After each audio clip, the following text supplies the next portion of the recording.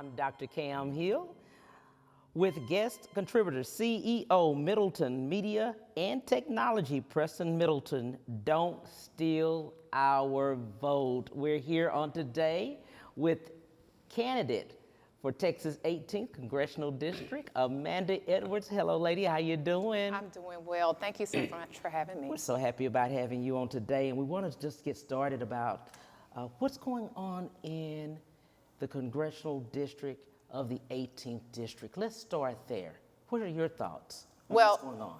You know, first and foremost, we want to acknowledge the fact that the 18th Congressional District has experienced quite a bit of loss in a very short period of time. Yes. We've lost both Congresswoman Sheila Jackson Lee and Congressman Sylvester Turner within less than a year of each other. Our community, though, we know we're resilient, Yes. and we come from a strong ilk of leaders like Barbara Jordan and Nikki Leland, Craig Washington, Sheila Jackson Lee, and of course Sylvester Turner. And so now we're embarking upon a time where it's time to pass the torch forward for this next leg of the journey. Unfortunately, though, we have seen politics played with the seat. And so instead of calling the special election in a timely fashion right after the passing of Congressman Turner, our governor, Governor Abbott, decided to postpone calling the special election until November 4th, 2025. And so what does that mean for the district? Well, that has meant for the district not to have a vote, not to have a voice, not to have an advocate for federal funding in office for a very long period of time. And during that time, something called the Big Beautiful Bill got passed. Right. And that was passed by a margin of just one vote in its initial passage, and so from the House of Representatives. So there's been real consequence of this.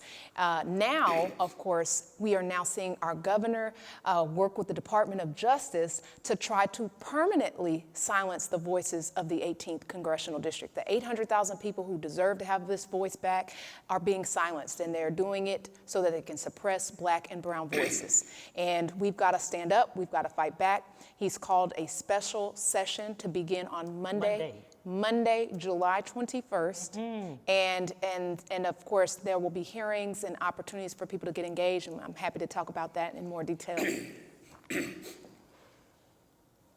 Amanda, I've been very concerned about this evolution of what's happening right now. And we talked before we were on camera about the destruction of the pre-clearance issue here. So now we don't have the option to go before federal officials and say this is unfair.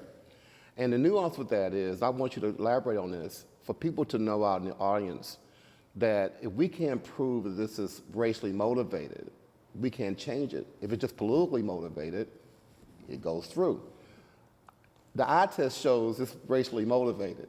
The eye test, the hearing test shows that we heard the president speak about and bragging about on the tarmac, we're gonna get 5 more seats in Texas. We're gonna go after it and get it. So knowing the history of it, maybe it doesn't pass the statute test, but we all know, we all see what's really going on.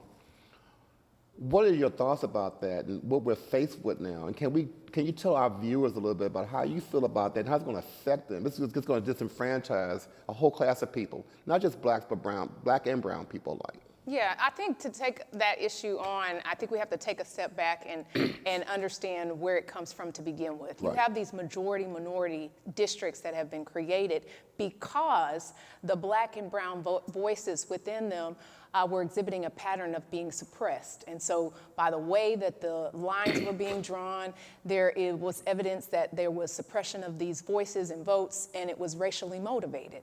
And so when that came about, in recognition of that, the recourse was to create certain majority-minority districts. The 18th Congressional District was first served by Barbara Jordan, as you know, and has been a prominent majority-minority district. What has been revealed in terms of motivation by their own written correspondence, the Department of Justice sent correspondence to the state indicating that they believed that the 18th Congressional District, the 9th Congressional District, the 29th Congressional District, and the 33rd Congressional District were all racially gerrymandered districts, and therefore were to be challenged. Also, they highlighted the notion that these types of districts aren't intended to exist in perpetuity. And so now basically the same arguments that were made about affirmative action, time's up for that. We're over it. This is a new era. There's no room for consideration based on race. And in this case, they're trying to claim basically a reverse discrimination type of argument. They have infused the notion that this is them trying to cut back on the race-based, the lines being drawn based on race. So it's very clear that there is a racial motivation here. They are seeking to try to go back in time in terms of the days when Black and brown voices were being suppressed by the way they drew those lines. And they're trying to redraw them the way they've been drawn before in terms of the days and eras before corrective action has been taken. In my view, there is certainly a major and significant role to be played by having majority-minority districts. We are not living in an era where we have really, truly realized America's promise to us. And we've not achieved Dr. King's dream. We have not achieved equity in this country. You know, I often, as a city council member, would state, you know, we would talk about how Houston was the most diverse city in the nation. We'd be very proud of that. And I'd ask the question, well, what good is it to be the most diverse if we're not solving the challenges that our diverse communities face? And that's the work of why you have representation that thinks about and tries to help to provide policies that really help to bridge in the gaps and the disconnects in our policies and our systems that have created for there to be a lack of equitable outcomes for people. That's where we ought to be striving to go, is a focus on everybody in the 18th Congressional District, the 9th Congressional District, the 29th, the 33rd, and in this country to have an opportunity not just to get by day to day, but we really should have people have the opportunity to thrive each and every single day. And part of the way that you go about doing that is being intentional with your policies, being intentional with the way that you set systems up so that they work for people as opposed to against people. And when you suppress voices, when you suppress votes, obviously that's intended to work against those people. And what you will then see is policies that will be going and trending backward as opposed to forward when it comes to the issue of creating equitable outcomes for our community. I have a real historical issue in terms of how this is being presented to the public, especially with them not understanding the environment that was around the 65 Voting Rights Act. Mm-hmm. And how that came about, and what it felt like to be an African American during that period of time. Mm-hmm. And I know a lot about the Smith versus Allwright case, mm-hmm. and they got blacks the right to vote in primaries. This is in 1948. Mm-hmm. Very, very important case.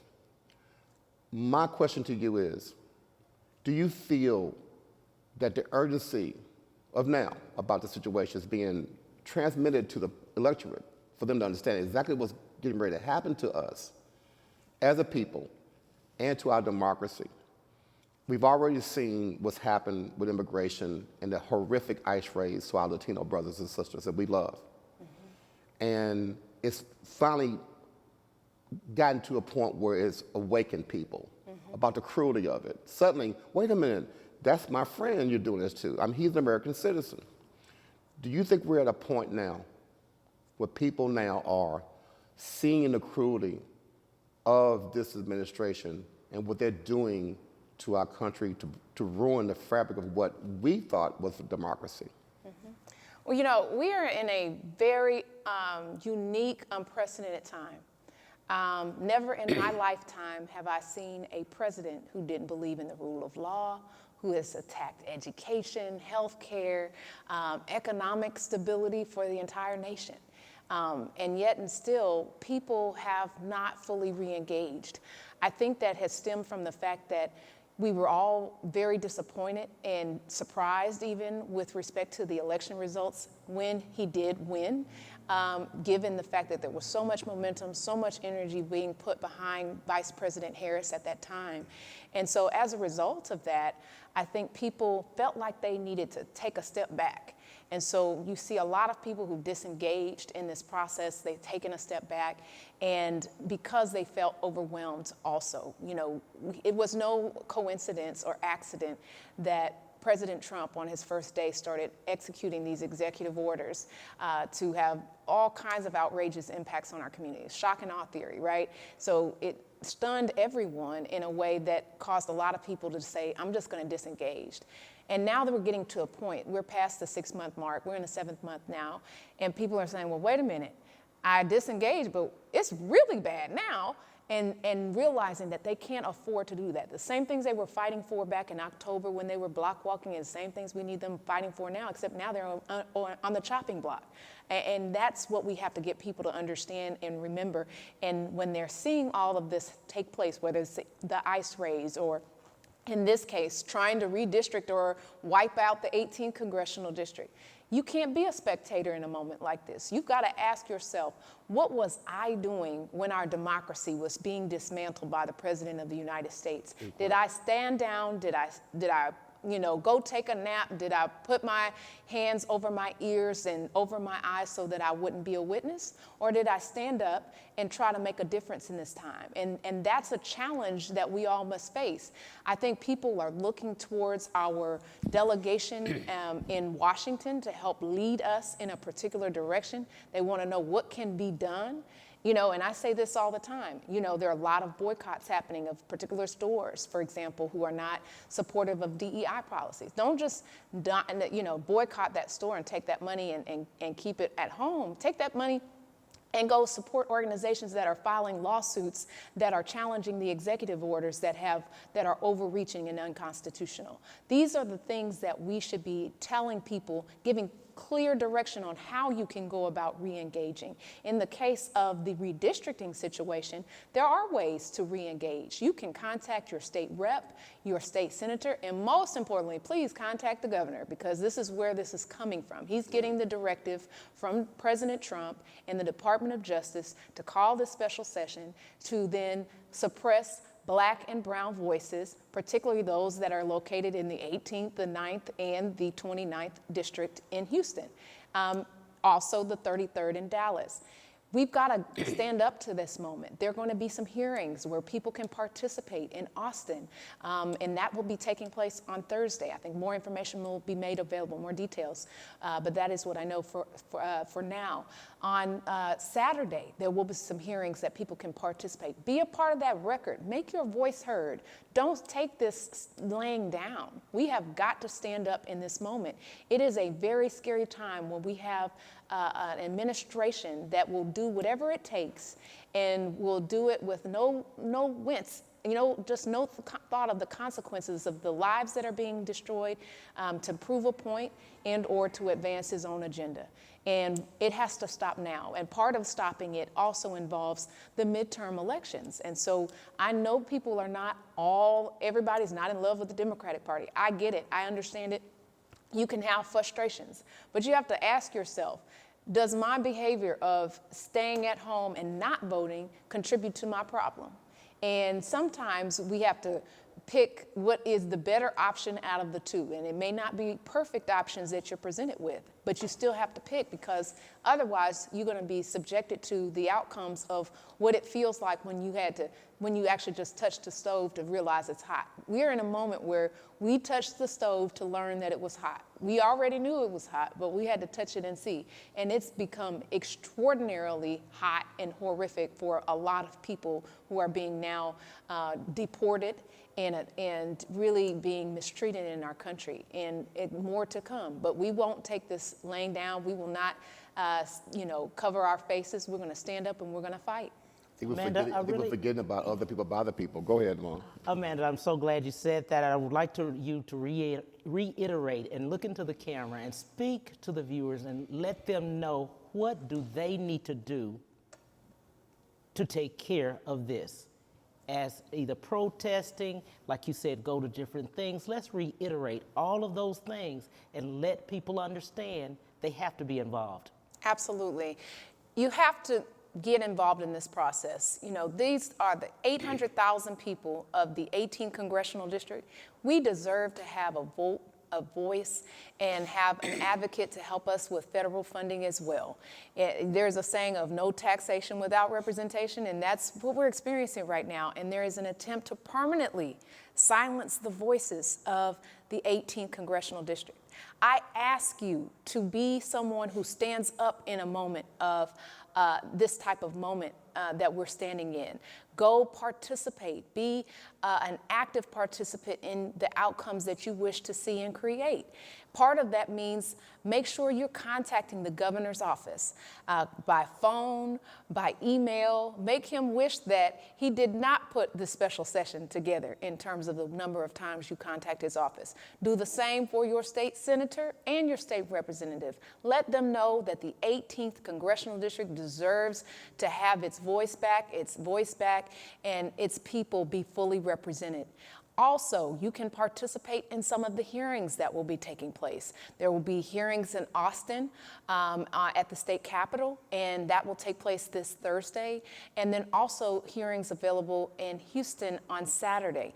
It's all coming very quickly. That is of no surprise to me because the intent is to move this fast so that this district can be done away with quickly. And the way that this district has been treated, when you count up the time between when Congresswoman Jackson Lee passed and the time that there was no one there to vote, the time Congressman Turner passed, no one there to vote, the delay in a special election, the fact that we have 29 people in a race for Congress right now that will take place in November, which will likely end up in a runoff in December, that will be nearly a year and a half, nearly 18 months without having proper representation. You need to stand up and tell your government that enough is enough. And it is time to stop playing politics with this seat. It is time to stop playing politics with democracy. And it's time to stop playing politics with you. This seat belongs to you and no one else. And so for you to be able to have the seat and protect it, you've got to stand up and voice your concerns and make a difference. We want to thank you so much. We want to thank Amanda, candidate for Texas 18th Congressional District. We want to thank so much my friend Preston Middleton for being the guest contributor. We appreciate you. Thank you.